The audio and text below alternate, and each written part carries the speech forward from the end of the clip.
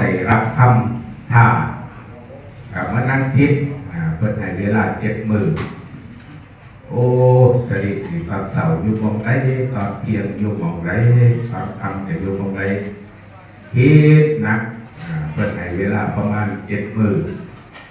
ก็มื้อหนึ่งคิดจะได้คิดบ่ออกถามบ่ได้กับผมมีไผหูก็เลยไป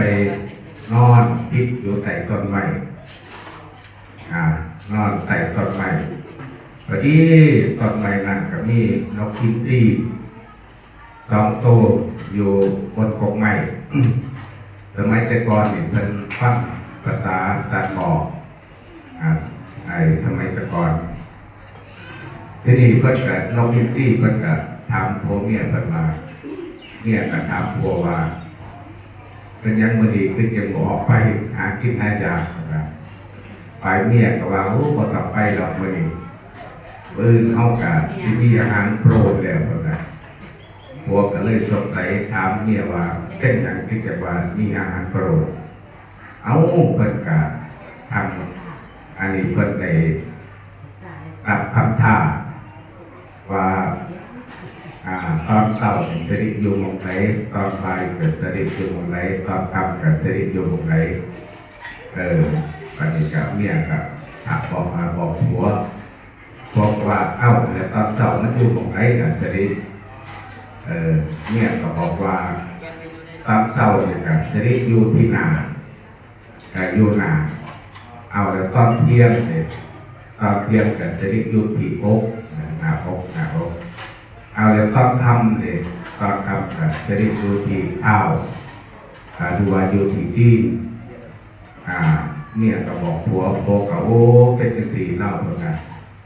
ว่าตัดมือเท่ากับเตรียมจะได้กินเนื้อก็ได้ละประมาณนี้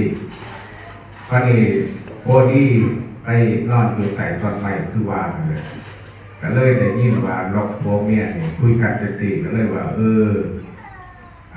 ได้ยินแล้วได้หู้แล้วตื่นเช้ามากก็ไป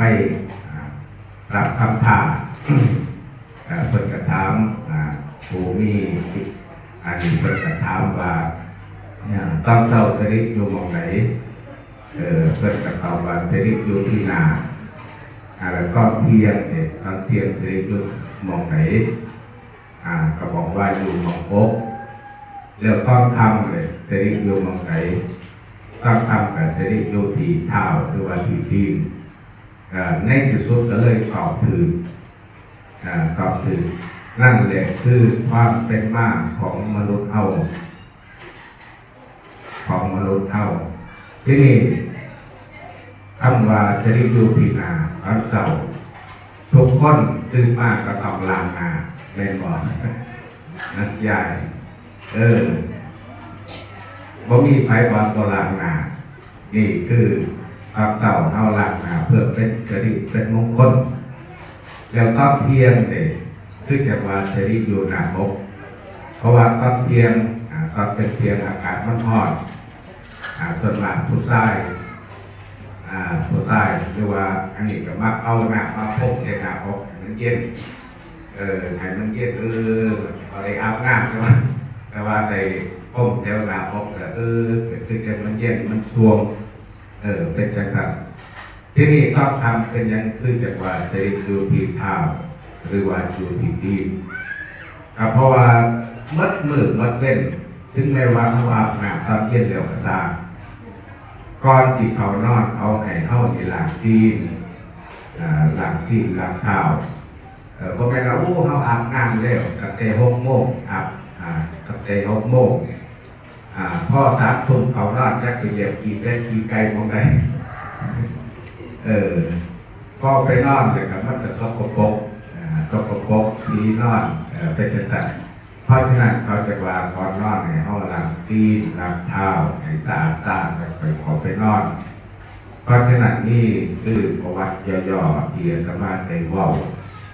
ก็คือว่ามาเฮาทั้งหลายได้มาทำบุญในหมู่บ้านเพราะว่าได้บัตรได้เพิ่นก็แห่คือกันเบิดเลยเกิดว่าทำบุญบ้านกดน้ำบ้านบ่ได้ว่าบ้านไทยบ้านมั่นอันนี้ก็คือว่าเป็นที่ รวมสมัยแต่ก่อนมันก็มีศาลาก็มีดีจุดศูนย์กลางแต่ว่าหมู่บ้านสมัยปัจจุบันเนี่ยก็มีศาลากลางหมู่บ้านเกือบทุกหมู่บ้านที่ภาคกันเห็นภาคกันทำเอาละง่ายที่สุดเนี่ยธรรมภาพเองก็ขออ้างอิงคุณพระศรีรัตนตรัยคุณพระพุทธคุณพระธรรมคุณพระสงฆ์และการหลวงพ่อสามองค์หลังบ้านและการหลวงปู่เมาผู้มีเดชมาปกปักรักษาให้เมาจงมีความสุขความเจริญด้วยอายุวันนาสุขภาละปฏิภาณธนดาสมบัติสมความมุ่งมั่นปรารถนาสุขสุขคนด้วยเธอยะถาวริวหาปุราปาริปุเรนติสาคา